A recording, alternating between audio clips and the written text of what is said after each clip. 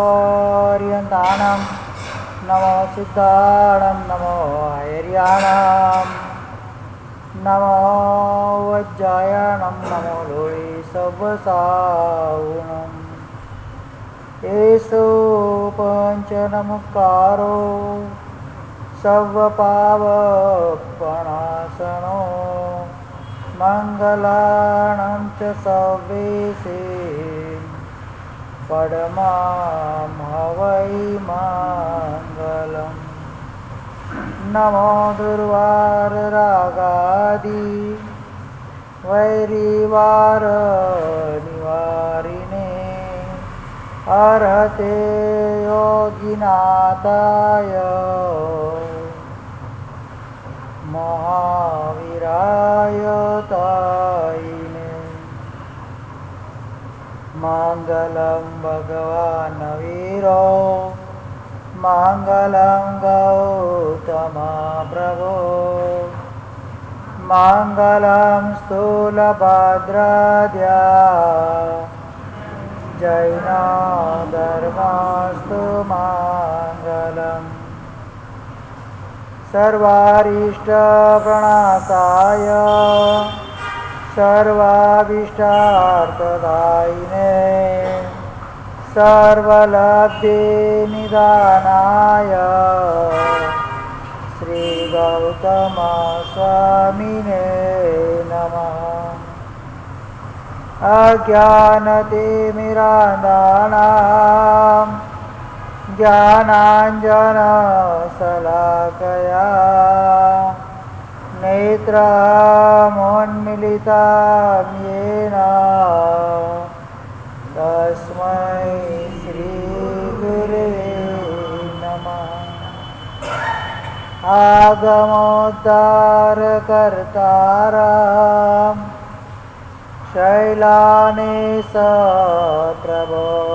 शैलानेशप्रबोधकम् ध्यानस्थस्वर्गतं नौमि सूरीमानन्दसागरम् सूरीं दर्शनसागरं चरणाम्बुजे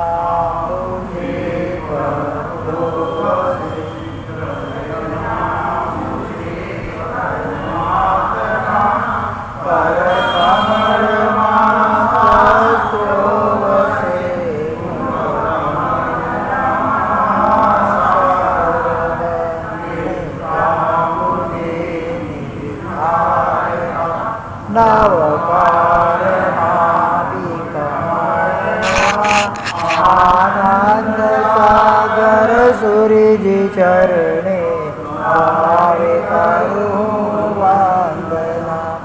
आनंद सागर सूर्य जी चरणे आवे करूं आनंद सागर सूर्य जी चरणे आवे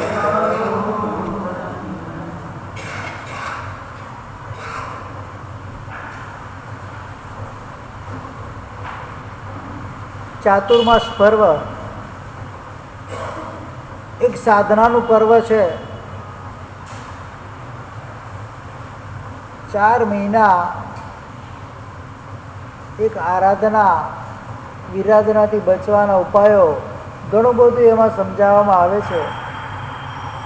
સૌથી મુખ્ય હેતુ એની અંદર 8 દિવસનો હોય પર્યુષણના. વર્ષ દિવસમાં અષાઢ ચોમાસ એમાં વળી ભાદરવો માસ 8 દિવસ અતિ ખાસ. જેની શાસનની અંદર અત્યારે દેખવા જઈએ તો બધો ધર્મ માત્ર 8 દિવસ રહી ગયો. કેટલો?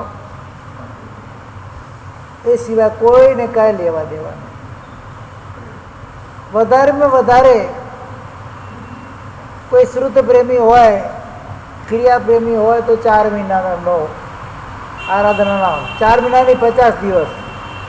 એથી વધારે કરવા જઈએ તો 4 મહિના બસ પતી ગયું. હવે આગળ કંઈ છે નહીં. 8 મહિના માત્ર ને માત્ર વિરાધના જ હોય, બીજું કંઈ ના હોય. કસાયો વિષયો બસ એમાં 8 મહિના પૂરા થઈ જાય. કારણ 8 મહિનાની અંદર મહાત્માનું વિચરણ પણ એટલું બધું ફાસ્ટ થઈ ગયું છે કે સ્થિરતા લગભગ થતી નથી. સ્થિરતા કરવાની ઈચ્છા હોય તો રહી શકતા નથી. કાં તો પ્રોગ્રામ હોય, કાં તો સ્થિરતા થઈ હોય તો ક્ષેત્રોની અંદર કોઈ આવે ને કોઈ જાય. મહાત્મા સિવાય ઉપાસનમાં કોઈ મળે નહીં. એટલે લગભગ મહાત્માઓ પણ હવે સ્થિરતા કરવાનું ટાળતા હોય છે. 1 દિવસ 2 દિવસ બસ રવાના. એક ક્ષેત્રની વાત નથી, આજે ભારતભરના તમામ ક્ષેત્રોની આ હાલત છે. લોકોને ધર્મ કેમ ગમતો નથી, ધર્મમાં રુચિ કેમ થતી નથી, શેના કારણે પાછા પડે છે? એવું કયું કારણ છે? સુખી તો બધાને થવું જ છે. એક નૈશ્ચિક સિદ્ધાંત છે, ભલે જૈન શાસન લઈ લો કે કોઈ પણ ધર્મ લઈ લો, કોઈ પણ સંસ્કૃતિ લઈ લો, દરેકે દરેક સંસ્કૃતિનો એક તો ઉપાય છે જ, જ્યાં સુધી તમે ધર્મની આરાધના નહીં કરો ત્યાં સુધી તમને સુખ મળવાનું નથી. જે ચીજ પાછળ દોડવાનું છે ત્યાં દોડતા નથી, અને જે ચીજ પાછળ નથી દોડવાનું ત્યાં રોકાતા નથી. બસ આ સિસ્ટમ અમારી પતિ થઈ ગઈ છે. ધર્મનું નામ કહીએ તમારે થોડી એટલી આરાધના કરે તેટલું કરવાનું છે. મારા સાહેબ એ તો નહીં થાય. એક્ઝામ્સ આવે, સ્કૂલોની અંદર એક્ઝામ્સ આવે એટલે પાઠશાળા બંધ થઈ જાય છોકરાઓની. સૌથી પહેલો ઘર ક્યાં લાગે? પાઠશાળા નહીં જવા, ટાઈમ વેસ્ટ થાય છે. એ જ સ્કૂલની એક્ઝામના દરમિયાન કોઈના લગ્ન પ્રસંગ આવી જાય, કોઈ સાંસારિક કોઈ વ્યવહાર આવી જાય, કોઈની બર્થડે આવી જાય, ત્યાં છોકરાને મોકલીએ કે ના મોકલીએ? ત્યાં તો કોઈ પણ જાતનો એને વિઘ્ન આવતો નથી. પાઠશાળા અડધો કલાક મોકલવાની અંદર વસ્તુ સીધી કેવી આવે? સીધો જ જે પણ બાબત આવે આજે સંસારની અંદર બધો કાપ ધર્મ ઉપર આવે. શેના પર આવે? બધો જ કાપ ધર્મ ઉપર આવે. ઘરમાં કોઈનું મૃત્યુ થઈ ગયું હોય તો પૂજા કરવા ન જવાય, વ્યાખ્યાન સાંભળવા ન જવાય, ધાર્મિક અનુષ્ઠાનોમાં ન જવાય. અને એ જે મૃત્યુ થયું એના બીજા દિવસે છોકરાનું લગ્ન હોય તો લગ્નમાં જવાય. આ કયો ન્યાય છે મને સમજ પડતી નથી. પાપની પ્રવૃત્તિની અંદર કોઈ પણ વિરોધ નથી, કોઈ પણ બાદ નથી, અને બધા જ બાદ શેમાં આવે? શેમાં આવે? ધર્મની પ્રવૃત્તિમાં બાદ આવે. મારા સાહેબ અમારા ઘરમાં મોત થયું છે. અમે અહીંયા આગળ સાંઈબા સેલમાં જમી ના શકીએ. કેટલા મહિના? 2 મહિના, 3 મહિના, 4 મહિના. એ દરમિયાન ઘરમાં લગ્નનો પ્રસંગ આવે એટલે ઘરે જમો કે લગ્નમાં જઈને જમો? ક્યાં જમીએ આપણે? ત્યાં તો કોઈ નડતું નથી. અને ધર્મ ક્ષેત્રની અંદર જ બાદ આવે. બધા સમજણ ટોટલ હવે ગાયબ થઈ ગઈ છે. શું કરું છું મને પોતાને ભાન હોતું નથી. બધી વાતે છેલ્લામાં છેલ્લો હથોડો ક્યાં લાગે? ધર્મ ઉપર. એમાંય જો કોઈ કારણસર કોઈ ધાર્મિક વ્યક્તિ હોય અને એને કોઈ મોટું વિઘ્ન આવી જાય એટલે લોકો નિંદા શેની કરે? શેની નિંદા કરે? રોજ પૂજા કરે, તારા ભગવાન તારું સાંભળતા નથી. નવરા બેઠા છે સાંભળવા માટે, પૂરો ભણ તારા કર્મો દેખાતા નથી. તીર્થંકર પરમાત્મા હોય કે કોઈ પણ સજ્જન વ્યક્તિ હોય, સજ્જન પુરુષ હોય, ક્યારેય કોઈનું પણ બુરું ઈચ્છે નહીં. સજ્જન કોને કહેવાય? કોઈનું બુરું ઈચ્છે ને સજ્જન કહેવાય? કોઈનું ખરાબ કરે ને સજ્જન કહેવાય? તમારી લોક ભાષામાં કહીએ તો કહેવાય ખરા? ના કહેવાય. તો પછી સજ્જન વ્યક્તિ ઉપર એના ઉપર જ આપણે આરોપ કેમ નાખીએ છીએ? કે આ વ્યક્તિના કહેવાથી તારું આટલું નુકસાન થઈ ગયું, એનો કોઈ તમારું નુકસાન કરવાનો કોઈ આશય નહોતો. નુકસાન થવા પાછળનો હેતુ છે તમારા પૂર્વભાવના અશુભ કર્મનો ઉદય. એ વ્યક્તિ તો સારું કરવાનો પ્રયત્ન કર્યો છે. હવે આ 8 દિવસનો પ્રસંગ આવવાનો છે, અઠવાડિયું બાકી છે. પર્યુષણ મહાપર્વ. આટલા વર્ષોથી અમે પર્યુષણ કરીએ છીએ, આટલા વર્ષોથી અમે સંવત્સરી પ્રતિક્રમણ કરીએ છીએ. તમને કહું, આગળ વધતા હવે પર્યુષણ પર્વ પણ 2 જ દિવસનું થઈ ગયું. કેટલા દિવસનું? એક શ્રાવણ ભાદરવા સુદ એકમ અને એક ભાદરવા સુદ ચોથ. આ 2 દિવસનું તમારું પર્યુષણ છે. એકમના દિવસે આવક માટે સંઘવાળા ખુશ થાય, સમસ્યાના દિવસે મજબૂરીથી આવવું પડે એટલે તમારે દિવસ પાળવો પડે. બાકી 8 દિવસ બધા પ્રતિષ્ઠાન આપણા બંધ હોય ખરા?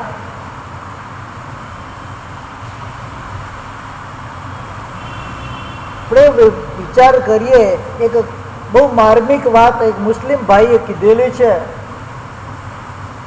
કે મારા સાહેબ એક પ્રશ્ન તમને કરવો છે. તમારા જૈનો જ્યારે પર્યુષણ આવે એટલે અમને કે કતલખાના બંધ કરી દો, અમારી રોજી રોટી ઉપર એ લોકો લાત મારે છે. પણ મારે જૈનોને પૂછવું છે, તમારો પર્વ છે, તમારો તહેવાર છે, તમારા પ્રતિષ્ઠાન બંધ હોય છે? સૌથી પહેલી વાત એ કહો, તમારો ધંધો ચાલુ, અમારો ધંધો બંધ, આ કયો ન્યાય છે? પરિમલભાઈ, વાત સમજવા જેવી છે. તહેવાર કોનો છે? ધંધો કોનો બંધ કરાવીએ છીએ આપણે? કે મારે સાહેબ અમારી આ રોજી છે, ભલે પાપનું કાર્ય છે, તો તમારા જઈને વડે ક્યાં પુણ્યનું કામ કરે છે?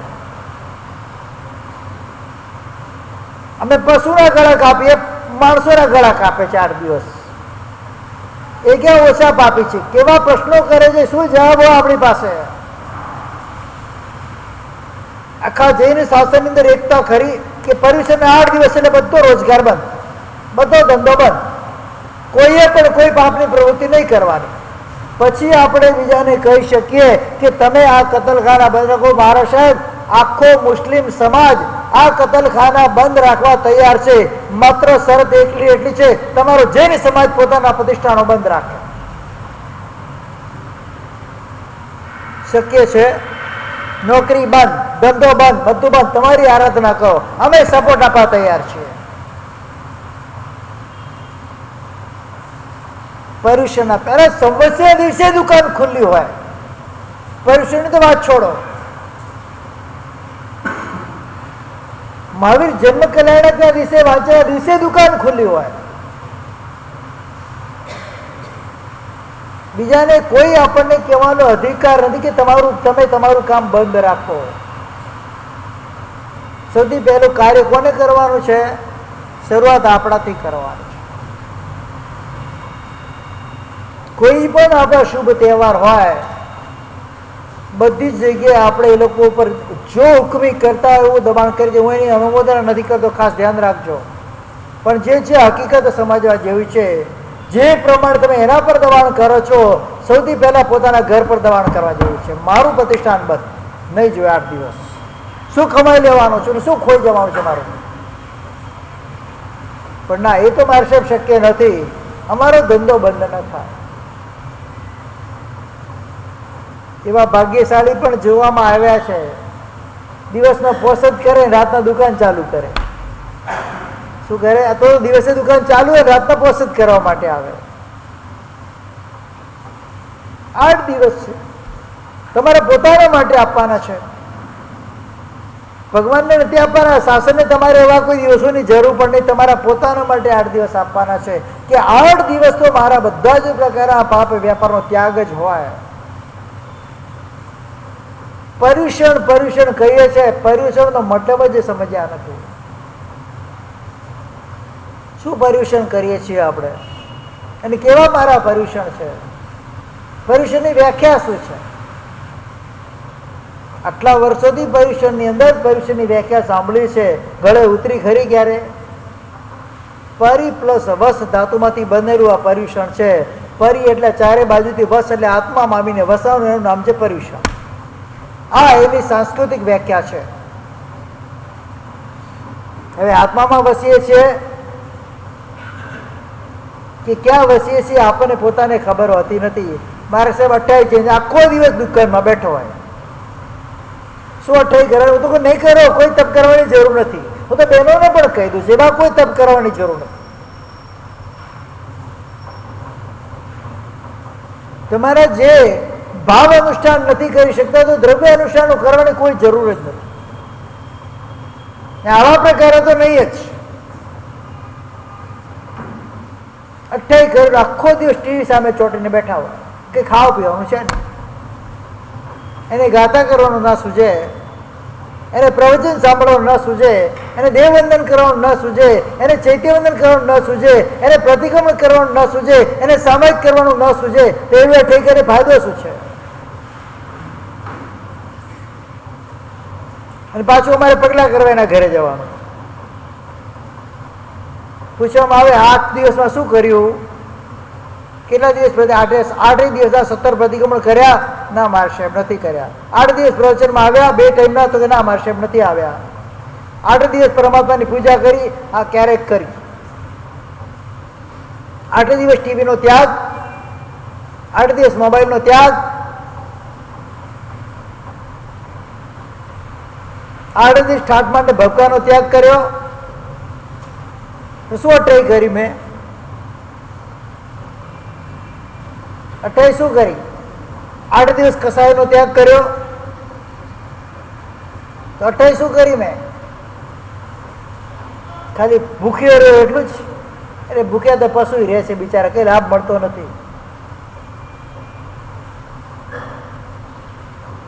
હજારો વર્ષ સુધી નરકના જીવો ભૂખાતો રહે છે, કઈ નિર્જરા કરી શકતા નથી.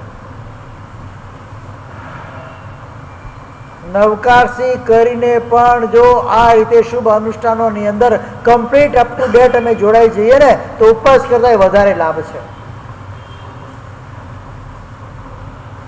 શું? કમ્પ્લીટ બધા દ્રવ્ય અનુષ્ઠાન છોડીને ભાવ અનુષ્ઠાનમાં જોડાઈ જવાનું છે. ઉપવાસ કરતા વધારે લાભ છે એમાં. 8 દિવસ પણ એવા પુણ્યશાળીઓ છે, 8 દિવસ પ્રતિક્રમણ કરવાના આવે, છેલ્લા દિવસે આવે એ પણ છેક ખૂણામાં બેસે. જૈનત્વ કહેવાને લાયક નથી, એને જૈન જ ન કહેવાય, એને શ્રાવક તો શું કહેવાય? જૈન જ ન કહેવાય. જે જૈનત્વને માનતો જ નથી, સ્વીકારતો નથી, ને જૈન કહીને ફાયદો શું છે? એને કોઈ પણ સંઘ તરફથી મળતી ફેસિલિટી એને લેવાય નહીં, એને આપવી જ ના જોઈએ. લેવાય નહીં, શું આપવી જ ના જોઈએ? પ્રભાવના લેવાને લાયક ના કહેવાય. યોગ્યતા જ નથી એ વ્યક્તિની અંદર, એ જીવની અંદર યોગ્યતા જ નથી. આટલું સમજાવ્યા છતાં પણ જો એની આંખ ન ઉગડતી હોય, એ ભારે કર્મી જીવ હોય, હજુ ઘણા ભવો એના બાકી છે. એ પરિત સંસારી નથી, એ લાંબા સંસારને ભોગવવાળો જીવ છે. એનો સુધારો થાય નહીં. 8 દિવસ પર્યુષણ આવ્યા છે. હું તો બધાને અપીલ કરું છું. અપીલ એટલે સમજ પડી ગઈ તમને? અપીલ એટલે ફરમાન હોય. શું હોય? 8 દિવસ કોઈ પણ જૈનની દુકાન વલસાડમાં ખુલ્લી રહેવી ન જોઈએ. તો ખરેખર માનું છું કે તમે ખરેખર પર્યુષણ મનાવ્યા છે. કોઈ પણ બેન બ્યુટી પાર્લરમાં જવી ન જોઈએ 8 દિવસ. મારા સાહેબ તો 28 કરશું તો મેકઅપ કરાવવા તો જવું જ પડશે ને. એ પણ કયા દિવસે જાય? સંવત્સરીના દિવસે, કે બીજા દિવસે પારણો હોય ને. એટલે જે સુપર આરાધનનો દિવસ હોય એ ઘોર વિરાધનનો દિવસ થાય.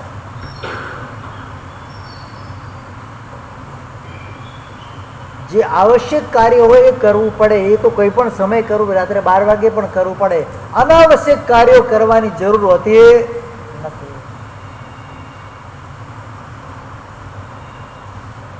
માસક સ્મરણ કર્યું, 30 દિવસના ઉપવાસ રહ્યા. કેટલા દિવસના?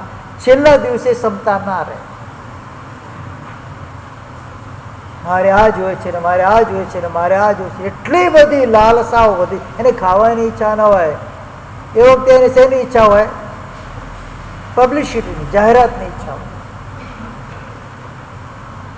તમારી 29 દિવસની જે તમે સાધના કરી છે, એ સાધના પર 30મા દિવસે તગડો કાઢી નાખીએ. શું થાય? શું થાય અજયભાઈ? 29 દિવસનો તમારો પુરુષાર્થ 30મા દિવસે તગડો નીકળી જાય, એ પુરુષાર્થ તમારો આવો થઈ જાય. મારે આરાધના કરવી છે, મારે કશી જ પબ્લિસિટી કરવી નથી, કોઈ સાતા પૂછવા આવે કે ના આવે મારે કોઈ જરૂર નથી. મારા અંતરાત્માને હું પોતે જ સાતા પૂછેલું, આત્મા તું સાતામાં તો છે ને, બસ ઘણું થઈ કાફી છે.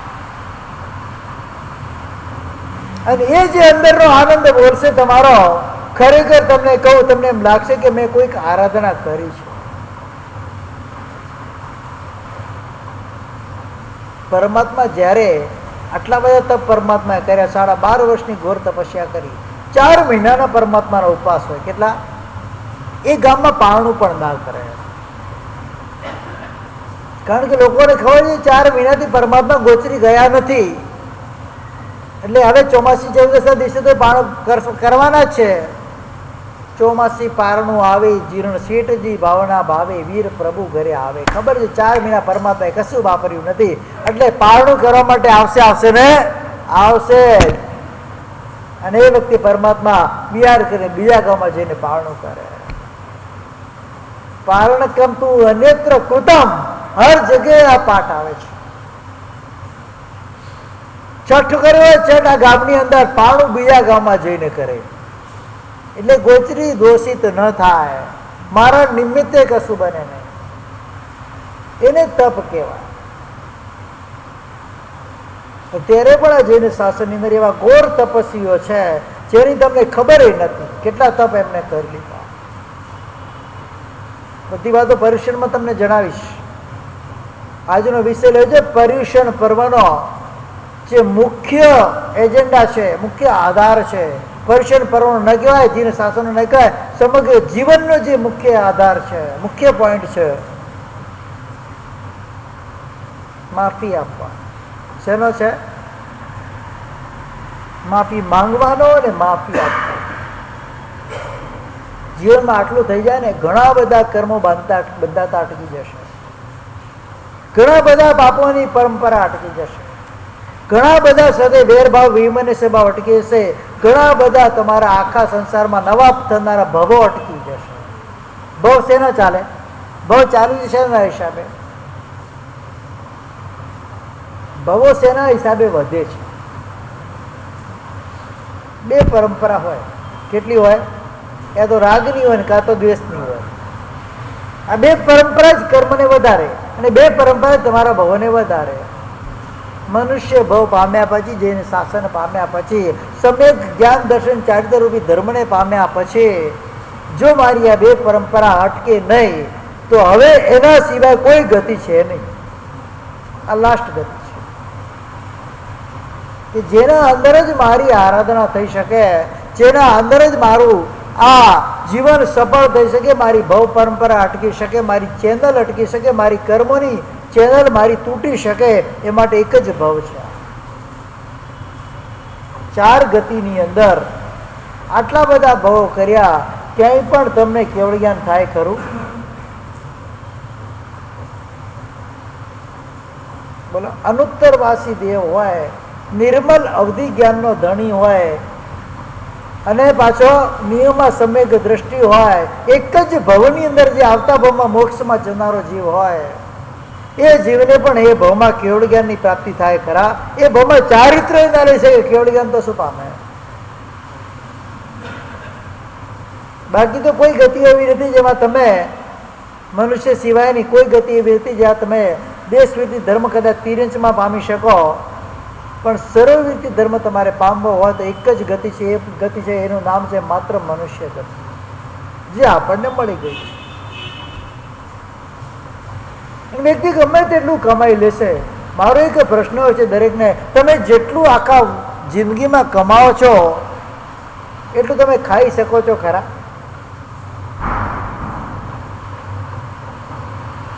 કોઈની પાસે 5 કરોડની સંપત્તિ હોય, કોઈની પાસે 50 કરોડની સંપત્તિ હોય, કોઈની પાસે 50,000 કરોડની સંપત્તિ હોય, કોઈની પાસે 50 અરબની સંપત્તિ હોય, એ વ્યક્તિ આખી જિંદગી બેઠો બેઠો ખાય તો પણ 50 કરોડ કે આખી જિંદગી 50 કરોડ પણ પૂરા ન કરી શકે.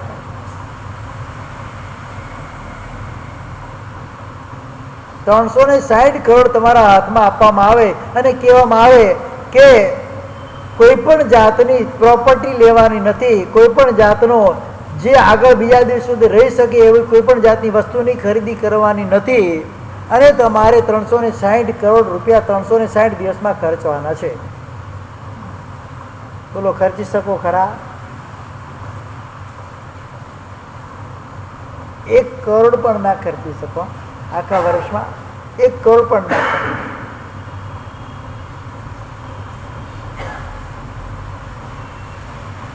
મોંઘામાં મોંઘી હોટલ પણ લઈ લો ને તો 1 કરોડ ના થાય આખા વર્ષમાં. તો શેના માટે દોડવાનું છે? અને પણ પાછું પર્વના દિવસોમાં શું નુકસાન થઈ જાય? હું એમ કહું, નુકસાન કેટલું થાય? કદાચ થાય તો નુકસાન થાય છે, કેટલું થાય? આખા વર્ષમાં જેટલું કમાણા એ બધું 8 દિવસમાં ધોવાઈ જાય ખરું?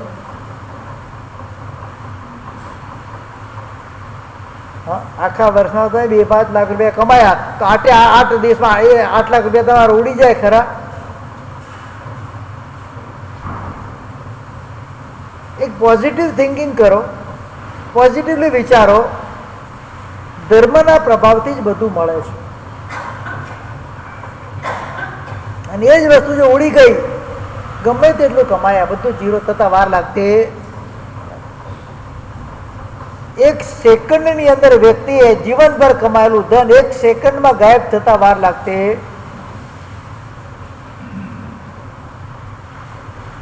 એક શેઠનું દ્રષ્ટાંત આવે છે. લક્ષ્મી બિચારા ઉદાર દિલ ધર્માત્મા શેઠ હતા, ઉદાર દિલ હતા, પણ કોઈ અશુભ કર્મનો ઉદય આવવાના કારણે લક્ષ્મી દેવી એને સ્વપ્નમાં આવીને કહે છે, આજથી 7મા દિવસે હું કાયમને માટે તારા ઘરમાંથી ચાલી જઈશ. જીરો થઈ જશે. શું થઈ જશે? કશું જ તારી પાસે બચવાનું નથી. શેઠ વિચાર કરે, 7 દિવસ તો મારી પાસે છે. કેટલા? આવે 7 દિવસ બધું જવાનું છે, ગમે એટલી મહેનત કરું રાખવાનું તો છે નહીં. શેઠે એનાઉન્સમેન્ટ કર્યું નગરમાં, 7 દિવસ શેઠની હવેલી, શેઠના ખજાના બધું ખુલ્લું છે, જેને જે જુએ લઈ જઈ શકે છે. કદાચ મારા નસીબમાં નથી, બીજાના નસીબના તો હોઈ શકે છે. અમે જવાનું છે તો હાથે કરીને કેમ ના આપું? 7મો દિવસની સાંજ પડે છે, માત્ર પોતાના કપડાં પહેરેલા છે, ઘર બહાર હવેલી બવેલી એ પણ લોકો જપ્ત કરી લીધી, આપી દીધી બધાને જેને જોઈતી હતી. શેઠ રોટલા ઉપર બેઠા છે હવેલીના, માત્ર પોતાના પહેરેલા કપડાં છે. 7મા દિવસે પોતાના મહેલના ઓટલા પર સૂતા છે, બધું જ ખાલી, નિરાંતનો શ્વાસ લીધો છે. હવે કઈ જવાનું નથી. કાલે લક્ષ્મી લઈને શું લઈ જશે? મારી પાસે કઈ છે જ નહીં, લઈ શું જશે? હોય તો લઈ જાય ને, મારી પાસે કઈ છે જ નહીં. આ પહેરેલા 2 જોડી કપડાં છે, જે 1 જોડી કપડાં છે ધોતીનો જબ્બો, એ છે મારી પાસે. હવે એક વાટકો, ભોજન કરવાનો વાટકો પણ મેં રાખ્યો નથી મારી પાસે. મારી પાસે કશું છે જ નહીં. નીચે બિચારાની ચટાઈ પણ મારી પાસે નથી. એના વગેરે ઓટલા પર શું કરું છું? હવે શું લઈ જશે લક્ષ્મી? રાત્રે પાછી લક્ષ્મી સપનામાં આવે છે. શું કહે છે ખબર છે? 7 દિવસમાં તમે એટલું દાન કરીને પુણ્ય એકઠું કર્યું છે, હવે મારી તાકાત નથી કે 7 ભવ સુધી તમારા પાસેથી હું જઈ શકું. શું કહે છે? મારી તાકાત નથી, તમે એટલું પુણ્ય ઉપાર્જન કર્યું છે કે 7 ભવ સુધી હું તમારી પાસેથી જઈ શકું, મારી તાકાત નથી. કાયમ માટે તમે મને બાંધી દીધી છે. કાલથી પાછી તમારી સમૃદ્ધિ ચાલુ થઈ જશે. થઈ ગઈ ચાલુ. તમને કોઈ કહે કે આ 7 દિવસ પછી તમે કંગાલ થઈ જવાનો, તો શું કરો?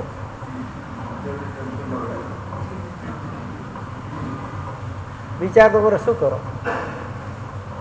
7 દિવસ પછી તમારી પાસે કશું જ રહેવાનું નથી. ગમે ત્યાં તમે ભલે એફડી કરી હોય કે ઇન્સ્યોરન્સ કર્યા હોય કે કંઈ બી કર્યું હોય કે ક્યાંય છુપાયું કર્યું, બધું જ જતું રહેવાનું છે. જાય તો બધું જ જાય. પછી 7 દિવસ આનંદથી જાય ખરા? હા, 7 દિવસ આનંદમાં જાય ખરા? અરે મજા આવી ગઈ, 7 દિવસ તો મને મળ્યા છે. મારા પુણ્યમાં નથી ને, દીકરા નામે કરી દઉં, પત્નીના નામે કરી દઉં, દીકરા નામે કરી દઉં, પણ તમારું પુણ્ય એટલે પરિવારમાં કોઈનું પુણ્ય ન હોય, જાય બધું. પછી એ વખતે નિર્મળ મનથી કોઈ પણ જાતની સ્પૃહા વગર, અપેક્ષા વગર જો એનું દાન કરી દેવામાં આવે તો દાનનું પુણ્ય એટલું વધે છે કે લક્ષ્મી ક્યારેય તમારા ઘરમાંથી જઈ શકે નહીં. આ તો બનેલી ઘટનાની વાત કરું છું, ઘણા વર્ષો પહેલાની વાત છે, ઘણા કાળ પહેલાની વાત છે. આ કોઈ જોક્સ નથી, આ કઈ દ્રષ્ટાંતિક યોજના નથી, એમ કહેવાય ને કે કાલ્પનિક દ્રષ્ટાંત પણ નથી. આ રિયલ બનેલી ઘટના છે, કોઈ ને કોઈ કાળમાં બની હશે. એટલે લક્ષ્મી પણ ટકશે તો પુણ્યના પ્રભાવથી ટકશે, અને પુણ્ય શેનાથી આવશે? ધર્મની આરાધના દ્વારા આવશે. આપણે પાયો જ કાપી નાખ્યો છે. હવે પુણ્ય ક્યાંથી વધવાનું ભાઈ? રાજુભાઈ, સુરેશભાઈ ને, હા, પુણ્ય ક્યાંથી વધવાનું? હવે કેટલી આરાધના રહી બોલો? 1.5 મહિનો અમને અહીંયા લગભગ થવા આવ્યો. પ્રતિક્રમણ કરવા કેટલા ભાગ્યશાળી પધારે? જે ભાવ આરાધના છે.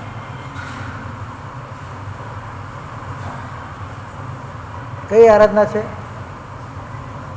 એક દિવસમાં માત્ર 1 કલાક તમારો જોઈએ. એટલો પણ સમય જો આપણે આપી ન શકીએ, અમારા માટે નથી જોઈતો ભાઈ, એ પણ કહી દઉં છું, નહીં આવશે તો અમને કંઈ ફરક પડવાનો નથી. તમારા પોતાના માટે 1 કલાક જોઈએ. 1 કલાક જીનવાણીનો જોઈએ, 1 કલાક પ્રવચનનો જોઈએ, અરે 1 કલાક પ્રતિક્રમણનો, 1 કલાક પ્રવચનનો જોઈએ. બસ પોતાના માટે, બીજાના માટે નહીં. એટલું પણ જો હું મારા માટે ન આપી શકતો હોઉં તો ગમે તેટલું ભેગું કરીશ તો હું ખાઈ શકવાનું નથી. કારણ કે મારું ભેગું કરવાનું ભલે પુણ્ય આ ભાવમાં મેં પ્રાપ્ત કર્યું હોય, પણ ભોગવવાનું પુણ્ય મેં આ ભાવમાં પ્રાપ્ત કર્યું નથી, એવું ભોગવી નહીં શકું. અને એક નિયમ છે, ધનને ભેગું કરનારો ક્યારેય ધનને ભોગવી શકતો નથી. પાપ તો બધા આપણે જ કરવાના છે, ભોગવે કોણ? કાલના સ્તવનમાં પણ સાંભળ્યું, કોઈ ન લેશે ભાગ પાપનો, ધનનો લેશે સર્વ. પરભવ જાતા 7 ધર્મનો, સાધો આ શુભ પર્વ. પર્યુષણના સ્તવનની અંદર પણ આ વસ્તુ મૂકવામાં આવી ગઈ છે. એના માટે તાદ્રશ દ્રષ્ટાંત છે વાલી અને વાલ્મીકીનું. નારદ મુનિ આવ્યા છે, તારો તંબુરો મને આપી દઉં? ના નથી. તો જેના માટે આ લૂંટફાટ કરી રહ્યો છે, જેના માટે આટલો બધો પાપાચાર કરી રહ્યો છે, હિંસાઓ કરી રહ્યો છે, લૂંટફાટ કરી રહ્યો છે, જૂઠું બોલ્યો છે, ચોરી કરી રહ્યો છે, બધું કરી રહ્યો છે, 5 પાપોના સેવન તું જેના માટે કરી રહ્યો છે, એ વ્યક્તિ તને જ્યારે તારા શરીરમાં વેદના આવશે, તને જે પાપ લાગશે એના દ્વારા જે વેદના આવશે, વેદનાને લેવા માટે તારા ઘરમાંથી, તારા પરિવારમાંથી કોઈ તૈયાર છે ખરા? જેને પહેલા પૂછ્યા પછી બધું તને આપ્યું જે મારી પાસે છે. પેલો લૂંટારો જાય છે, આ દ્રષ્ટાંત છે, કાલ્પનિક છે કે શું છે ખબર નથી આપણને, પણ યોજનામાં બહુ સારી રીતે મૂકી શકાય એવા એ દ્રષ્ટાંત છે. પેલો ઘરે જાય છે કે તમારા માટે હું આટલું બધું કરું છું, ભોગવશે કોણ? તો કે અમે પણ ભોગવશું. તેના દ્વારા જે પાપ મારા અંતરાત્માની અંદર ઉત્પન્ન થાય છે અને એના દ્વારા જે મને પીડા થાય, કાલે ઉઠીને મને કોઈ રોગ આવે તો તમે મારો રોગ લઈ શકશો ખરા? એ તો કે તમારે જ ભોગવવાનો ભાઈ, એ અમે ના લઈ શકીએ. તમારા દુઃખને તમારે જ ભોગવવાનું છે.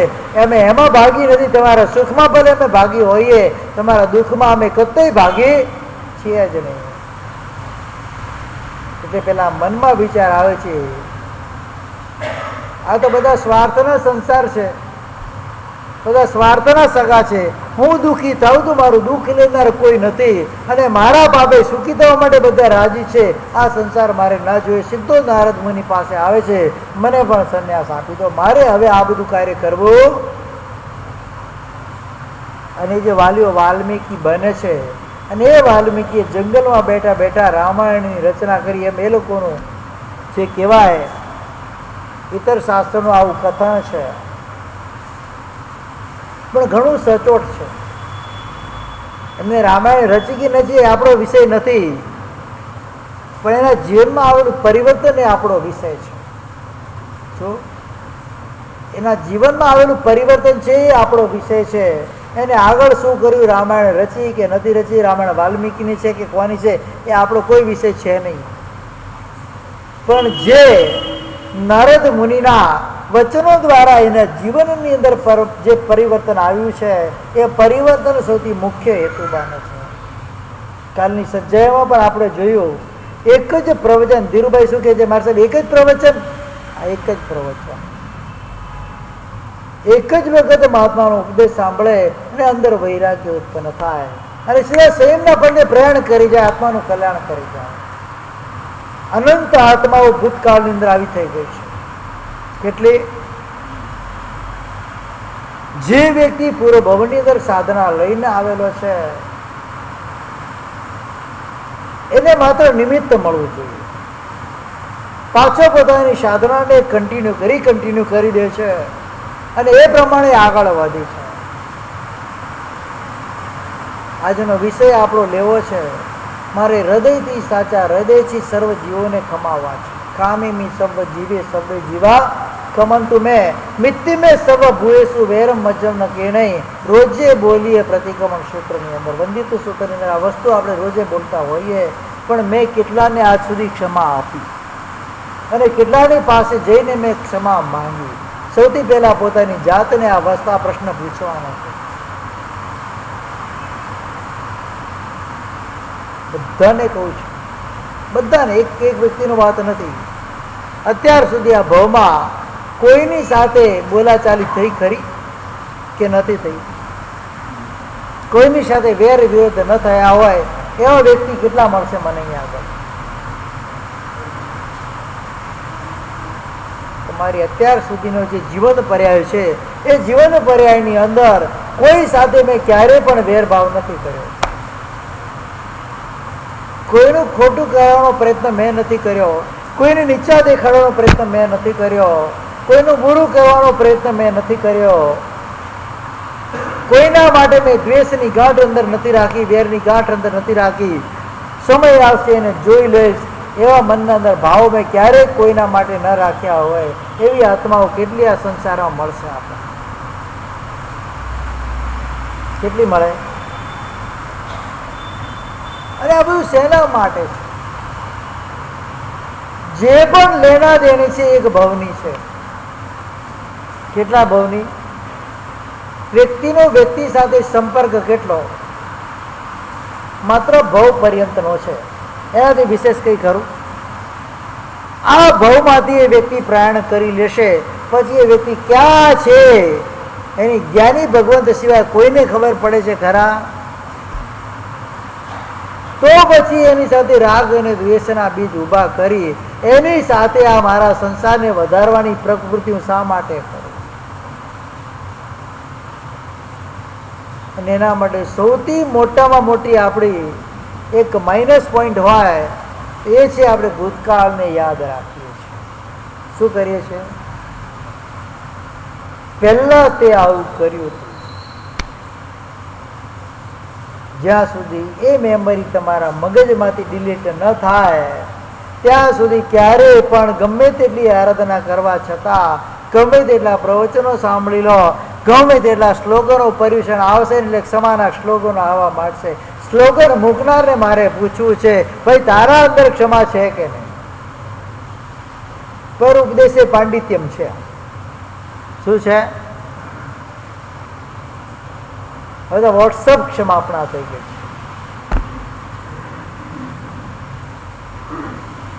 છે. સમસ્ત પ્રતિક્રમણ કરતી વખતે સર્વ જીવોને ખમાવવાની સાથે તમને ખમાવું છું. કઈક સમાપના છે આ? બોલો, કઈક સમાપના છે આ? તમારે મોઢે સાંભળવું છે મારે. આ કઈક સમાપના છે ને આ રીતે ક્ષમાપના થાય ખરા? તેને વાંચી લીધી, તમે લખી દીધી, બંને અંદર ભાવમાં કઈ પરિવર્તન આવ્યું ખરા? બોલો તો ખરા, તમારા ભાવમાં પરિવર્તન આવ્યું? ફોરવર્ડ મેસેજ છે આ, બીજું કઈ જ નથી. કોને મોકલું છે એ પણ ખબર ના હોય, ખાલી ટપ ટપ ટપ ટપ કરી મોકલી દીધો. ખરેખર જેની સાથે મારે આ ભવની અંદર વેરાનો બંધ થયો છે, બોલાચાલી થઈ છે, અબોલા થયા છે, એ વ્યક્તિની પાસે જવાનું છે, હાથ જોડવાના છે, એના પગ પકડવાના છે, એની માફી માંગવાની છે કે ભાઈ મારી ભૂલ છે, મને માફ કરી દો. નાના થઈ જઈશું આપણે? માફી માંગનાર નાનો થઈ જાય ખરા? કો તો ખરા ભાઈ, નાનો થઈ જાય. હા બેટા, તારી ભૂલ હતી એટલે તું આવ્યો મારી માફી માંગવા માટે, એમ હવે ખબર પડી કે ભૂલ તારી હતી. સામેવાળો એવા શબ્દો બોલશે ખરા? અરે એ પણ કરુણા સભર જીવ છે, એ પણ મનુષ્ય ભવને પામેલો છે, એ પણ જેની શાસનને પામેલો જીવ છે, એ પણ પરમાત્માના શાસનની અંદર રહેલો જીવ છે, એને પણ ક્યાંક ખૂણે ખાંચે ધર્મને સાંભળેલો છે. જો તમે સામેથી એની પાસે જશો, તેના પગમાં પડશો, તમારી આંખમાંથી ખરેખર હૃદયમાંથી નીકળતા આંસુ હશે તો એ પણ પીગળ્યા વગર રહેવાનો પીગળી જ જાય. કારણ આંસુ એક એવું શસ્ત્ર છે, ભલા પથ્થર હૃદયને પણ પીગળાવી નાખવાનું કામ એનામાં છે. તમને એનો અનુભવ રોજ એ થાય કે નથી થતો? અને આ સૌથી મોટું શસ્ત્ર બહેનોનું છે. બધા શસ્ત્રો કામ લગાડી દે કામે, એક કામયાબ ન થાય એટલે છેલ્લું બ્રહ્માસ્ત્ર નીકળે. હા, હવે તમારે મારા માટે કઈ લાગણી છે? શું કે છે? અને આંખમાંથી મગરના આંસુ બે આવી જાય એટલે તમે ઢીલા ઢપ. હવે એની આગળ એક શસ્ત્ર તમારું કામ કરે. જો એ આંસુ સાચા દિલના પડી જાય ને તો કોઈ ઘરની અંદર ક્યારેય પણ ઝઘડો ન થાય, કોઈ ઘર ક્યારે પણ અલગ ન થાય, એમાં ભાગલા ક્યારેય ન થાય.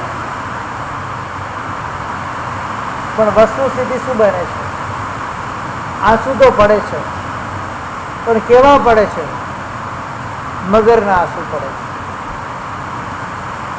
આ મગરના આંસુ કેમ કહેવામાં આવે છે ખબર છે? જયપ્રકાશભાઈ, આપણે કહીએ ને મગરના આંસુ આવે છે, મગરના આંસુ જ કેમ? ગાયના, બળદના, સિંહના, ઘોડાના, હાથીના આંસુ કેમ નહીં? મગરના જ કેમ? પરિમલભાઈ, તમારી થીસીસ શું કે છે એમાં? મગરના જ કેમ?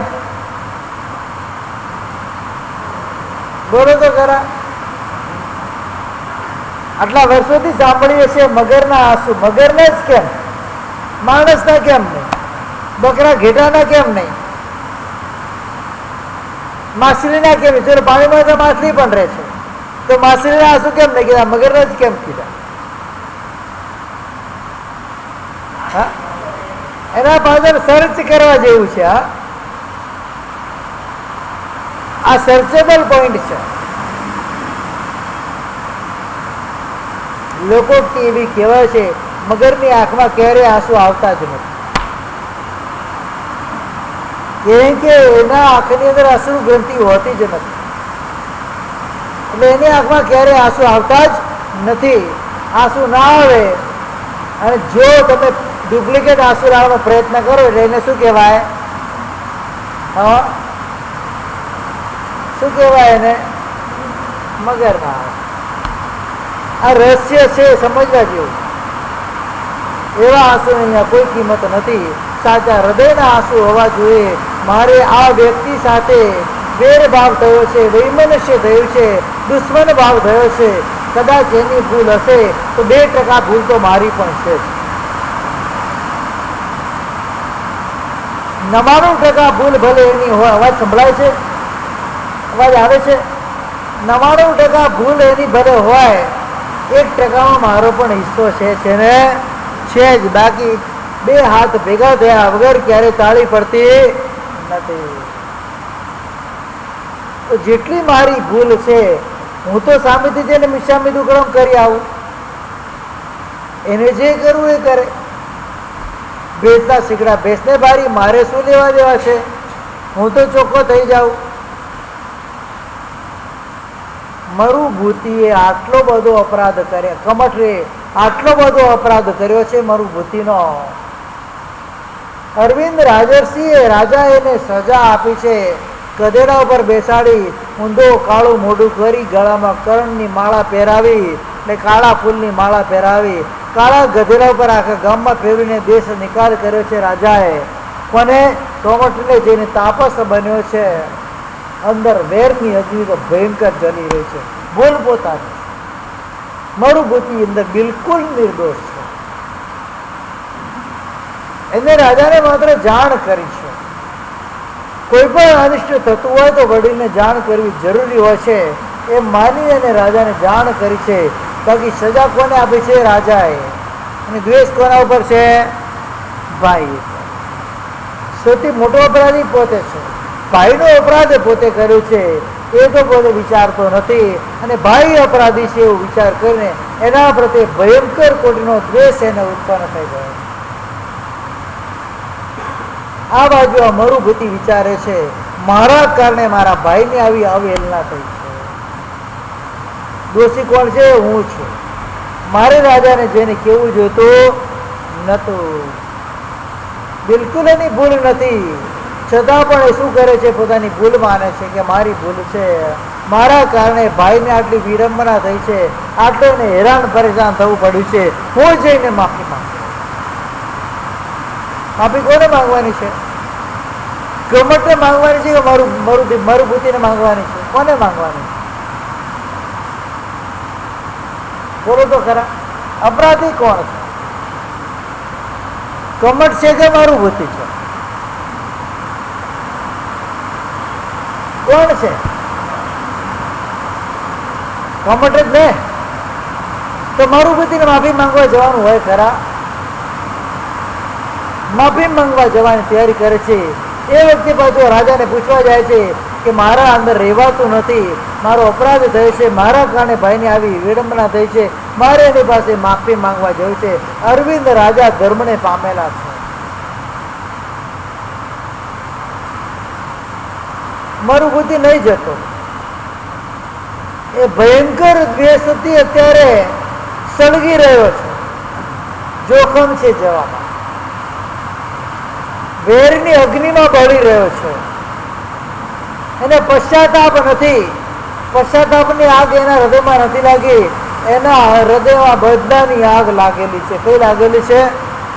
અત્યારે જવામાં જોખમ છે, તું જતો નહીં. રાજાએ ના પાડી દીધી જવાનું. કારણ અત્યારે એ ક્ષમા કરવાની યોગ્ય નથી. તારે એની પાસે જવાની જરૂર નથી. છતાં પણ એ તો સરળ હૃદય જીવ છે અને 10 ભવની અંદર તીર્થંકર બનવા વાળો આ જીવ છે. એટલે એના અંદર તો રેવાય નહીં, જાય છે. ભાઈની પાસે ક્ષમા માંગે છે, મારી ભૂલ થઈ ગઈ. પેલો ઉભો થાય, આટલો મોટો પથ્થર ઉપાડીને માથામાં મારી દીધો. વેરનો અગ્નિ, દ્વેષનો અગ્નિ, બદલાનો અગ્નિ કેટલો ભયંકર હોય છે, કેટલી મોટી હોનારત સર્જી દે. ઘરની અંદર આજે સળગતું હોય ને તો એક જ માત્ર છે, વ્યક્તિનો વ્યક્તિ પ્રત્યેનો દ્વેષ એ ઘરને સળગાવી નાખે. પ્રેમપૂર્વક કેમ ના રહી શકીએ આપણે? રહી શકાય કે ના રહી શકાય? અંદર અંતઃકરણ પૂર્વક શુદ્ધિ કરવાની ભાવના હોય અંતઃકરણને શુદ્ધ કરવાની ભાવના હોય તો દરેકે દરેક વ્યક્તિ સાથે હું પ્રેમ ભાવપૂર્વક કરી શકું છું. મારું શું ઓછું થઈ જવા? પ્રેમ ભાવ વેચવાથી ઓછું થઈ જાય ખરા? કઈ શત્રુને પણ મિત્ર બનાવવો હોય તો મારી ભાષાની અંદર મારે સુધાર કરવો જોઈએ. આંધળાના પુત્ર આંધળા મહાભારતનું સર્જન કરાવી દે છે એવા શબ્દો પહેલાં બોલવા ન જોઈએ. મારે કોઈને પણ દુઃખી સૌથી પહેલાં એક જ વસ્તુ વિચારવાની છે, કોઈ પણ જીવને દુઃખી કરવાનો અધિકાર મને બિલકુલ છે જ. હું કઈ રીતે કોઈને શબ્દ બોલી શકું? જે મારા અંદર એક આત્મા રહેલો છે, મારા અંદર એક જીવ રહેલો છે, એમ સામેવાળો પણ જીવ વાળો જ છે, એના અંદર પણ આત્મા છે. હું એને દુઃખી કઈ રીતે કરી શકું? અધિકાર જ શું છે મને? એવો જો અંદર ભાવ આવી જાય, ક્યારેય કોઈના પ્રત્યે દ્વેષ ઉત્પન્ન ન થાય. ક્ષમાપના કઈ રીતે માંગવાની છે? પૂજ્યપાદ ભદ્રબાહુ સ્વામી કલ્પસૂત્રની અંદર બતાવે છે. સમાચારી નામનો કલ્પસૂત્રનું સમાચારી નામનું છેલ્લું પ્રવચન સમસ્યાના દિવસે આવશે. એમાં સરસ મજાની આ પંક્તિ અમને મૂકેલી છે. જો ઓ સમય તસથી આહરણા, જો નવું સમય તસ નથી. જે ક્ષમા માંગે છે, ક્ષમા આપે છે, આરાધક જીવ છે. જે ક્ષમા આપતો નથી, ક્ષમા માંગતો નથી, વિરાધક જીવ છે. એની આરાધના નથી હોતી. એ આરાધક નથી, વિરાધક જીવ છે. ભલે હું આખા જીવન દરમિયાન કોઈ પણ જાતની ધર્મની આરાધના નથી કરી શકતો, કદાચ મારી મજબૂરી છે, કદાચ મારો પ્રમાદ છે, મારી આળસ છે, કદાચ મને રુચિ નથી, બની શકે છે.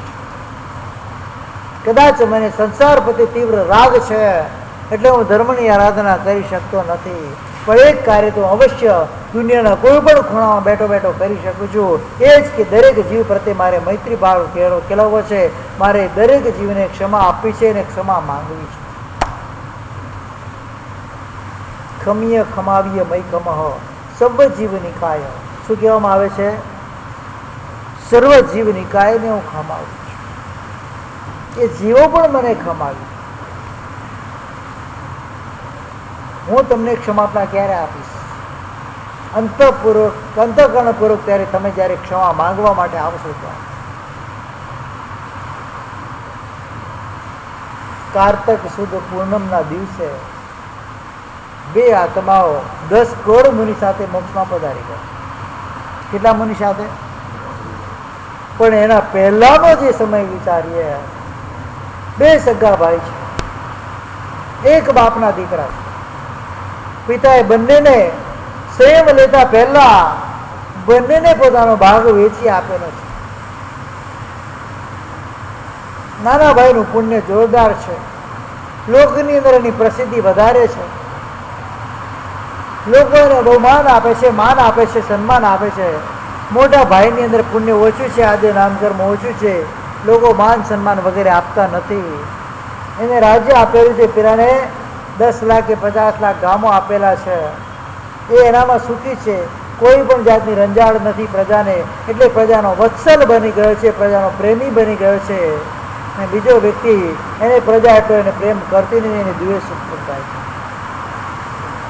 એની આટલી પ્રસિદ્ધિને મારી ક્યાં મને? નાના ભાઈને કહે છે તારું રાજ્ય મને આપી દે. કરે છે તારા પપ્પાએ જે આપણને આપેલું છે, પિતા આપેલું છે, બધું મને આપી દે, નહીં તો યુદ્ધ કરવા માટે તૈયાર થા. પેલો પણ ક્ષત્રિયનો બચ્ચો છે. પ્રેમથી માંગ્યો તો બધું આપી દે. પણ હુકમ કરીને માંગે તો કોઈના બાપનું થતું નથી, આપવા તૈયાર નથી. જેમ તું રાજાનો પુત્ર છે, હું પણ રાજાનો પુત્ર છું. જેમ તું ક્ષત્રિયનો બચ્ચો છે, હું પણ ક્ષત્રિયનો બચ્ચો છું. હવે તો યુદ્ધના મેદાનમાં જ એનો ફેસલો થશે. બંને ભાઈ સામ સામે આવ્યું, 10 કરોડનું સૈન્ય લઈને. કેટલાનું? 6 મહિના યુદ્ધ ચાલે છે. કેટલા મહિના? 6 મહિના યુદ્ધ ચાલે છે. બંને બાજુ 5-5 કરોડ સૈનિકો સાફ છે. એક જીવ છોડીને બધા જ નરકગામી. એક મનુષ્યમાં ગયો, એક તિરંજમાં ગયો. 10 કરોડમાંથી માને કે બધા નરકમાં ગયા છે. ઘોર પાપ છે. એવામાં ચાતુર્માસ બેસું છે, અષાઢી પૂનમ આવે છે. યુદ્ધની નીતિ હોય, ચાતુર્માસમાં યુદ્ધ થાય નહીં. સફેદ ધજા બંને તરફથી લહેરાઈ જાય. હવે બંને પાછા આપસમાં મિત્ર થઈ જાય. શું? જે શત્રુ હોય સૈનિકો બધા કેવા થઈ જાય? બંને આપસમાં મિત્ર થઈ 4 મહિના યુદ્ધ બંધ હોય. કરવાનું શું? 4 મહિના છાવણીમાં બેઠા છે, કરવાનું શું? એ વખતે પાસે એક તાપસનો આશ્રમ છે, સુવલ્ગુ નામના તાપસનો આશ્રમ છે. નાનો ભાઈ ચલો બેઠા બેઠા કઈ કર્યું. ત્યાં તાપસ છે, સંન્યાસી છે, એમની પાસે જઈને કઈ ધર્મ સાંભળીએ. વલ્ગુ તાપસ પાસે ગયા છે. પણ નાના ભાઈ વારી કિલ્લે ગયા છે, ધર્મ સાંભળે છે. મનની અંદર ક્ષમાપણાનો ભાવ જાગ્યા. સંસાર અસાર છે કે બધા વચન તો આદિનાથ પરમાત્માના જોઈએ કે બીજો કોઈ ધર્મ હતો જ નહીં. મનની અંદર વૈરાગ્ય ઉત્પન્ન થાય છે. મારે આ સંસારથી શું છે? શેના માટે હું લડી રહ્યો છું? અમે જ આવું બધું ભાઈને આપી, મારે કઈ જોયું? શું કે છે? આટલી બધી કુંવારી થઈ ગઈ અમારા માટે, ખાલી અમારા અહંકારના પોષણ માટે. નિર્દોષ આટલા બધા જીવો ખતમ થઈ ગયા. પશુ ખતમ થઈ ગયા, માણસો ખતમ થઈ ગયા, સૈનિકો ખતમ થઈ ગયા, રથ સંપત્તિ ખતમ થઈ ગઈ. શેના માટે? માત્ર અહંકારના માટે નથી જોઈતું. સુવલ્ગુ તાપસનો ઉપદેશ કામ લાગી જાય છે. અક્ષર એની દવા અક્ષર સિદ્ધ થઈ જાય છે. મનની અંદર વિચાર આવે છે, હવે કશું જોઈતું બધું જ એને આપી દઉં છું મોટા ભાઈને. મારે કશું જોઈતું નથી, મારે તાપસ બની જવું છે, મારે કશું જોઈએ નહીં. હવે ત્યાંથી મઠમાંથી નીકળ્યો છે. તાપસના પગમાં જૂતા પણ પહેરેલા હતી, માથે મુગટ પણ પહેરેલો હતો. એકલો સિંગલ 1 પર્સન ત્યાંથી દોડતો દોડતો ક્યાં જાય છે? શત્રુ સૈન્યની છાવણીમાં. નિશસ્ત્ર છે, કોઈ સાથે સૈનિકો નથી, રક્ષકો કોઈ સાથે નથી. અને આવી રહ્યો છે. સમાચાર ગુપ્તચરો દ્વારા ત્યાં દ્રાવિડને મળે છે કે તમારો ભાઈ વારી કિલ્લે આ રીતે આવી રહ્યો છે. શું વાત છે? સામે દોડે છે. ખૂન તો આખી આદિનાથ પરમાત્માનો છે. આવી રીતે આવી રહ્યો છે એટલે કોઈ યુદ્ધના આશયથી આવતો નથી, કંઈક બીજા આશયથી આવી રહ્યો છે. પેલો પણ સામે જાય છે. પેલો નાનો ભાઈ મોટાના ભૂલ મોટાની હતી, નાનાની નથી. યુદ્ધ કોણે ચાલુ કર્યું છે? મોટાએ ચાલુ કર્યું. મોટા ભાઈની ભૂલ છે છતાં નાનો ભાઈ સામેથી જાય છે, પગમાં પડે છે. ભાઈ મારે કશું જોયું, એ મારે સંન્યાસી થઈ ગયું છે. આ રાજ્ય બધું તને જેટલું પણ મને પરમાત્મા આપેલું છે, 1 લાખ ગામડા જે મને આપેલા છે પરમાત્માએ, આપણા પિતા આપેલા છે, બધું તું લઈ લે, બધું તું ભોગવ, મારે કશું જોઈતું નથી. મને આજ્ઞા આપ, મારે સંયમ લેવું છે. શું કહે છે? મને આજ્ઞા આપ, મારી બધી ભૂલો મિચ્છામી દુક્કડમ કરું મને માફ કરી દે, મારે કશું જોઈતું નથી. જેના માટે લડીએ છીએ, નશ્વર સંપત્તિ છે. આ ધન નશ્વર છે, રાજ્ય નશ્વર છે, દેહ નશ્વર છે. આ આપણું જે કહેવાય એના માટે આપણે લડી રહ્યા છે. મારે શાશ્વત સુખને પામવું છે, મારે તાપસ થવું છે, મને રજા આપો, સંન્યાસી થવું છે. આટલું પેલો બોલે છે, રડતી આંખે બોલે છે. હવે પેલો અહંકારો પોતો ટાઈટ ઉભો રહે ખરા. ભાઈ તું જ બધું લઈ લે, તું નાનો છે, હજુ તારી ઉંમર બાકી છે, તું ભોગવ. મારે હવે મારી ઉંમર પાકી ગઈ છે, મારે હવે સંસારમાં કઈ લેવાનું. હું સંન્યાસ લઈ લઉં છું, બધું તું ભોગવ. હવે બંને જણા રાજ્ય સ્વીકારવા તૈયાર નથી. પેલો કે મારે સંન્યાસ લેવું છે, પેલો કે મારે સંન્યાસ લેવું છે. બેમાંથી એક પણ જો નાનકડી પણ આ પહેલ છે વારી કિલ્લેની, કેટલું મોટું સુંદર પરિણામ લાવે છે. વલ્ગુ તાપસનો ઉપદેશ અહીંયા કારગર સાબિત થયો છે. એ કારગર નીવડ્યો છે. સુરક્ષિત એમને ઉપાય બતાવ્યો હતો, એ ઉપદેશ આપ્યો હતો. ભવ્ય જીવ હતો, યોગ્ય જીવ હતો, ઉપદેશ આપ્યો એટલે સોનાના ઘડામાં નાખેલું પાણી અમૃત થઈ જાય. શું થઈ જાય? એ પ્રમાણે એનો ઉપદેશ કારગર સિદ્ધ થઈ ગયો છે. વારી ખિલ્લે માફી માગવાના મૂડમાં છે, એને સંયમ લેવો છે, એને સંન્યાસ લેવો છે, એને બીજું કઈ સંસાર પ્રત્યે હવે બિલકુલ સંસાર નીરસ લાગી રહ્યો છે. આ જ શબ્દો દ્રવિડ જ્યારે સાંભળે છે એના મનની અંદર પણ અહેસાસ થાય છે, શું કરવા બેઠો, કોની સામે યુદ્ધ કર્યું છે? સગા ભાઈ સામે, અને શેના માટે? એની સંપત્તિ એ ભોગવે, મારી સંપત્તિ હું ભોગવું છું. એને મને ક્યારે આટલા વર્ષોમાં ક્યારે એને મને ડિસ્ટર્બ નથી કર્યો. ડિસ્ટર્બ હું થયો છું તો ખાલી માત્ર મારી અપેક્ષાઓથી ડિસ્ટર્બ થયો છું. સામે વાળાની ઈર્ષ્યા દ્વારા હું ડિસ્ટર્બ થયો છું. એનું આટલું પુણ્ય છે, એને લોકો એટલા માને છે, એના સન્માનને જોઈને એની ઉપર ઈર્ષ્યા થઈને હું ડિસ્ટર્બ થયો છું. બાકી એની શું ભૂલ છે? ભાઈ તું મને માફ કરી દે. ભૂલ તારી નથી, ભૂલ મારી છે. મારે હવે આ સંસાર ના જોઈએ, મારે સંન્યાસી થવું છે. બંને જીદે ચડે. શેના માટે? પેલા યુદ્ધ માટે જીદે ચડ્યા હતા. પેલા બાહ્ય શત્રુને જીતવાના યુદ્ધ માટે જીદે ચડ્યા હતા. હવે અંતર શત્રુને જીતવાના યુદ્ધ માટે જીદે ચડ્યા છે બંને. શેના માટે? હવે અંતર શત્રુને જીતવા માટે યુદ્ધે ચડ્યા છે. પેલો કે મારે રાજ્ય ન જોઈએ, પેલો કે મારે રાજ્ય ન જોઈએ. બંને જણા આખી નિર્ણય કરે છે, ચલો આપણે બંને પોતપોતાના સંતાનોને રાજ્ય સોંપી અને આપણે બંને સંન્યાસના માર્ગે જતા રહીએ. નિર્ણય થઈ ગયો. સૈનિકોને પૂછવામાં કહેવામાં આવે છે, હવે યુદ્ધનો વિરામ છે, તમે તમારા ઘરે જઈ શકો છો. શું? હવે તમને કોઈ હેરાન કરવા માટે નહીં આવે. તમને બધું તમારું ભથ્થું વગેરે આપવાનું છે, બધું તમને આપી દે છે. તમે ખુશી ખુશી તમારા ઘરે જઈને આનંદપૂર્વક જીવી શકો છો. હવે કોઈ યુદ્ધ નહીં. પેલા 10 કરોડ આત્માઓ. કેટલી? સ્વામી આપ શું કરશો? અમે સંન્યાસ લેશું. તો આપની જે ગતિ એ અમારી ગતિ. સ્વામીની જે ગતિ એ સેવકની ગતિ. શું કહે છે? આપને આ સંસારમાં કઈ લેવા નથી, અમારે એવું દાટ્યું છે. આપ જેવા રાજા જો આ સંસારને છોડી શકો છો. અમારી પાસે છે શું છોડવા જેવું? અમારી પાસે છોડવા જેવું છે, રાખવા જેવું છે શું તે અમારે છોડવાનું હોય? અમે પણ તમારા પગલે પગલે એક સાથે 10 કરોડ આત્માઓ સંન્યાસને સ્વીકાર. કેટલા આત્માઓ? જે સ્વામીની ગતિ એ સેવકની ગતિ. બધા તાપસ બની ગયા છે, વિચરણ કરી રહ્યા છે. એ વખતની અંદર અષાઢ સુદ આસો સુદ પૂર્ણિમાનો દિવસ આવે છે. એક ચારણ મુનિ જે હવામાં જંગાચરણ લબ્ધીના બળે ઉડીને જઈ શકતા હોય, વિચરણ કરતા કરતા ત્યાં આવે છે. કૌશિક ધ્યાન ત્યાં ઊભા છે. ત્યાં બધા જાય છે દર્શન કરવા માટે. શ્રમણ ભગવંત છે, ઉપદેશ આપે છે, પૂછે છે અમારું કલ્યાણ ક્યાં થશે? શત્રુંજય ગિરિરાજ પર તમારું કલ્યાણ થશે. જવાબ આપી દીધો. તો એના માટે શું કરવું જોઈએ? સંયમ સ્વીકાર. એ જ વખતે 10 કરોડને ભાગવતીજીને દીક્ષા પ્રદાન કરે છે મુનિ ભગવંત. લબ્ધિ હોય, બધું કાર્ય થઈ જાય. હવે શું કરવાનું છે? દીક્ષા આપીને જતા રહ્યા. અષાઢ સુદ આસો સુદ પૂર્ણિમાનો દિવસ આવે છે. એક ચારણ મુનિ જે હવામાં જંગાચરણ લબ્ધીના બળે ઉડીને જઈ શકતા હોય, વિચરણ કરતા કરતા ત્યાં આવે છે. કૌશિક ધ્યાન ત્યાં ઊભા છે. ત્યાં બધા જાય છે દર્શન કરવા માટે. શ્રમણ ભગવંત છે, ઉપદેશ આપે છે, પૂછે છે અમારું કલ્યાણ ક્યાં થશે? શત્રુંજય ગિરિરાજ પર તમારું કલ્યાણ થશે. જવાબ આપી દીધો.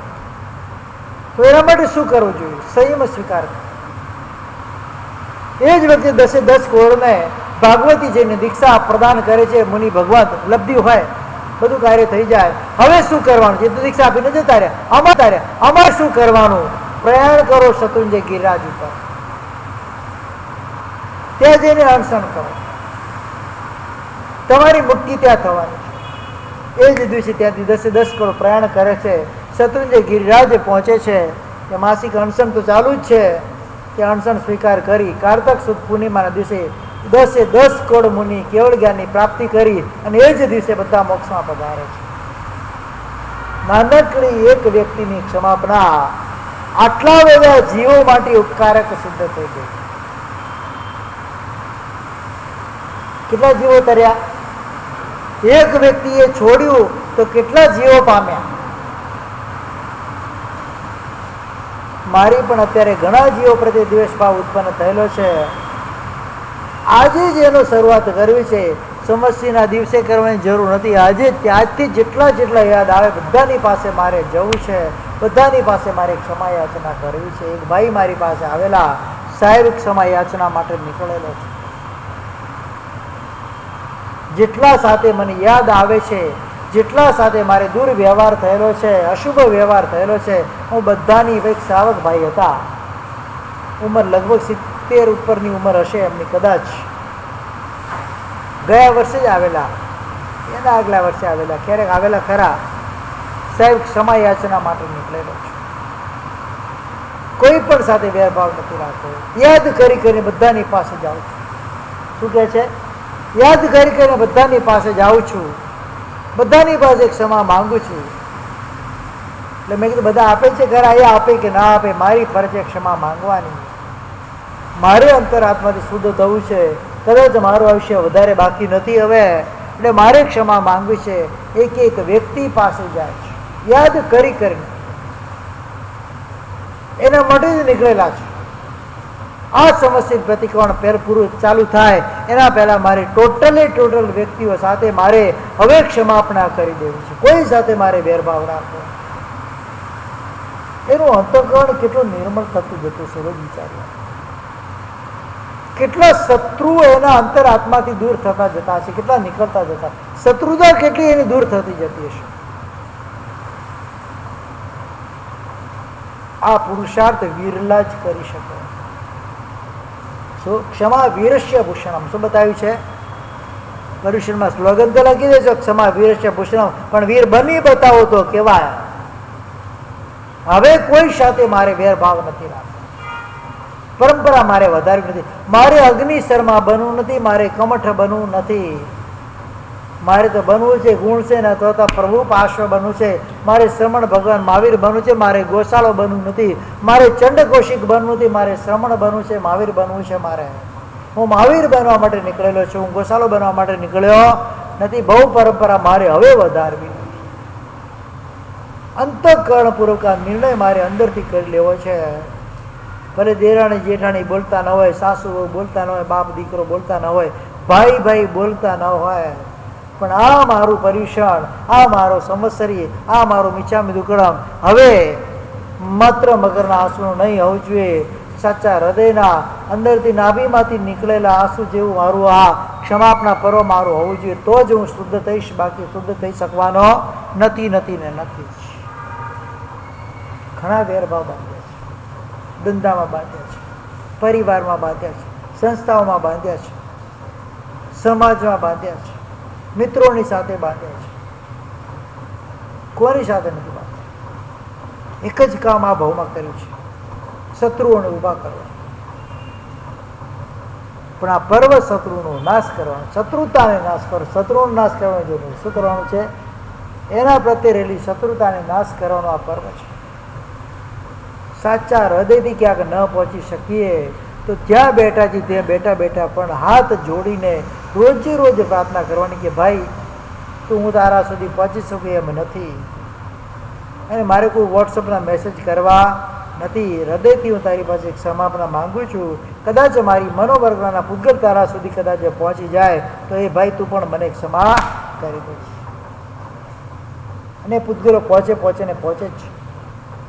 એ વ્યક્તિની અંદર પણ તમારા પ્રત્યેનો દ્વેષ ઓસરતો જાય, તમારા પ્રત્યેનો વેરભાવ ઓસરતો જાય, તમારા પ્રત્યેની જે દુભાયેલી લાગણી હોય એ લાગણીઓ પાછી સુધરતી જાય. એના માટે સૌથી પહેલું પગલું ભરવાનું છે. તમારા ભૂતકાળને એક વખત યાદ કરી લો, મેં ક્યાં ક્યાં ભૂલો કરી છે. પછી એ ભૂલોને સુધારી અને ભૂતકાળને કાયમને માટે ડિલીટ કરી. મેઘકુમાર જ્યારે પરમાત્માની પાસે આવેલા છે, મારાથી આ સંયમ નહીં પકડાય. શેના માટે આવે છે? એક રાત્રિની અંદર ત્રાસી ગયા છે. એ વખતે પરમાત્મા મેઘકુમારને ભૂતકાળ યાદ કરાવે છે. કેવો પરમ સૌભાગ્યશાળી તારો ભૂતકાળ હતો. તિરુચના ભવની અંદર તારા મનની અંદર જીવો પ્રત્યે જે કરુણાનો ભાવ હતો, જે ક્ષમાનો ભાવ હતો, જે મૃદુતાનો ભાવ હતો, કેમ તું ભૂલી જાય છે? મેઘ જેના કારણે તને આ મનુષ્ય ભાવ મળ્યો છે, તને આ રાજઘરાણામાં જન્મ મળ્યો છે, તને આ શ્રમણપણું મળ્યું છે, અને ગુરુ તરીકે સ્વયં તીર્થંકર પરમાત્મા તને મળ્યા છે. એના પાછળ હેતુ તારો આ ભવ્ય ભૂતકાળ છે. શું છે? તારો ભવ્ય ભૂતકાળ છે. એક ભવની અંદર એક જીવ પ્રત્યે કરુણા, બીજા ભવની અંદર અનેક જીવો પ્રત્યે કરુણા, અને એવા તારો ત્રીજો ભવ એટલે સંયમ, એટલે તમામ જીવો પ્રત્યે કરુણા છે. કરુણાનો ભાવ કેટલો આગળ વધે છે. મેઘકુમારનું દ્રષ્ટાંત કરુણાના ભાવને આગળ વધારનારું છે. ચંડકોશીનું દ્રષ્ટાંત કસાયના ભાવને આગળ વધારનારું છે. એક ભાવમાં એક વ્યક્તિ પ્રત્યે દ્રષ્ટાંત એને દ્વેષ હતો, બીજા ભાવમાં જેટલા નજરે દેખાય એટલા વ્યક્તિઓ પ્રત્યે એને દ્વેષ હતો, અને ત્રીજા ભાવની અંદર તમામ જીવ સૃષ્ટિ પ્રત્યે દ્વેષ આવે છે. આ બંને દ્રષ્ટાંત પરમાત્માની નજર સામે ઉત્પન્ન થયેલા દ્રષ્ટાંતો છે. એક વેરની પરંપરા વધારનારો છે, એક કરુણાની પરંપરાને વધારનારો છે. આજે એક જીવ પ્રત્યે હું આ ભાવમાં કરુણા કરીશ, બીજા ભાવની અંદર અનેક જીવો પ્રત્યે કરુણાનો મારો અવસર આવશે, અને ત્રીજા ભાવની અંદર સર્વ જીવો પ્રત્યે મારો કરુણાનો અંદર ભાવ જ આવશે. સવી જીવ કરું શાસન ઋષિની ભાવના એકને એમ સીધું ઉત્પન્ન ન થાય. વર્તમાન સમયથી પકડીને જે ભવિષ્ય મારો સમય આવવાનો છે એમાં પરંપરા ઉત્તરોત્તર જો મારી કરુણાનો ભાવ વધતો જાય, એક ભાવ એવો આવશે પરમ કરુણામય તીર્થંકરનો મારો આત્મા તીર્થંકર બનીને બિરાજમાન થઈ જશે, અથવા તો કેવલી સ્વરૂપે સિદ્ધ ગતિમાં મારો સિદ્ધ સ્વરૂપે બિરાજમાન થઈ જશે. પણ સૌથી પહેલાં મારે એક જીવ પ્રત્યે પણ દ્વેષ ભાવ રાખવો નથી. એટલે દ્વેષ ભાવ મીટતો જશે, કરુણા ભાવ ઉત્પન્ન થતો જશે, અને એ કરુણાનો ભાવ આગળ જતા પરમ સૌહાર્દ રૂપ મોક્ષ સુખને આપણને પ્રાપ્ત કરાવી દેશે. બસ આજે એટલું જ કહીશું. બીજું ક્ષમાપણાનું આગળના કઈ દિવસે આપણે લેશું. ઘણું બધું મારે એમાં કહેવાનું છે, ઘણા બધા દ્રષ્ટાંતો છે, પણ પબ્લિક હોય તો મજા આવે. કેમ કે જે સમજવા વાળા છે તો બધા આવી ગયા છે. સમજાવવાનું કોને છે ખબર છે? જે નથી સમજતા એને. બરાબર ને પરિમલભાઈ? સમજદાર વ્યક્તિ તો આવી જ ગયા છે, એમને સમજાવવાની જરૂર પણ નથી. સોનાના ઘડા ઉપર સોનાનો પેલો કહેવાય કે લેપ નથી કરાતો, પણ જે માટીના ઘડા છે ને એ જ મારે સમજાવવાના છે. કાચી માટીના ઘડા છે એ જ સમજાવવાના છે. પરિક્ષણમાં આ અવસર પાછો આપણે એક વખત લેશું. એવું હોય તો બપોરનું એક પ્રવચન માત્ર ક્ષમાપના પર રાખશું. આપણે દર વખતે રાખું છું, કેમ કે 5 કર્તવ્ય એક દિવસ પૂરા થતા નથી, કે 5 કર્તવ્ય એકબીજામાં મહત્વના હોય છે, એટલે વિશેષ રીતે આગળ ચાલતા હોય છે. એટલે પહેલા દિવસે પણ બપોરનું પ્રવચન રહેશે, બીજા દિવસે પણ રહેશે, બીજા દિવસે 14 હશે, ત્રીજા દિવસે પણ બપોરનું પ્રવચન આપણું રહેશે. એક દિવસ નહીં રહે, બાકી 7 દિવસ 6 દિવસ આપણું બપોરનું પ્રવચન રહેશે જ. જો બધાને અનુકૂળતા હોય તો ખાસ પધારવાનું રાખજો. વિશેષજીના આજ્ઞા બધું બોલાવી તો ઈચ્છા મેં દુકડમ જો વિશેષજીના આજ્ઞા બધું બોલાવી તો ઈચ્છા મેં દુકડમ